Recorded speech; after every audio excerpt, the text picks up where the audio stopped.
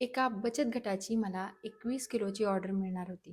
त्या बचत गटामध्ये 28 मेंबर होते आणि प्रत्येक दिवाळीला ते सामान वाटताना बदाम, काजू आणि मनुके हे सगळे पावशेर-पावशेर वाटतात आणि त्या ऑर्डरचं मला अजून कन्फर्मेशन आलं नव्हतं.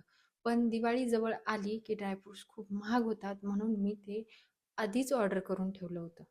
त्याचं कन्फर्मेशन मला मिळालं, पण मी होते स्टॉल लावले तिथे आणि ती ऑर्डर काहीही करून त्याच दिवशी पोच करायची होती आणि मी पॅकिंगसुद्धा केलेलं नव्हतं. स्टॉलचा टाईम संपल्यानंतर निरंजन मला न्यायला आला आणि जेव्हा मी घरी पोचले तेव्हा बघते तर काय, अख्खे 21 किलो सगळे ड्रायफ्रुट्स व्यवस्थित पॅक करून स्टिकर वगैरे लावून तयार होते. मी तर घरी नाहीये, मग 21 किलो ड्रायफ्रुट्स पॅक कधी होणार आणि आजच्या आज डिलिव्हरी कशी होणार? हे शक्यच नाही असं वाटल्यामुळे मी ते सोडूनच दिलं होतं. पण पहिलीच इतकी मोठी ऑर्डर, इतकी छान अपॉर्च्युनिटी आपल्याला घालवायची नाही, असं म्हणत माझ्या नवऱ्याने सगळी तयारी केली.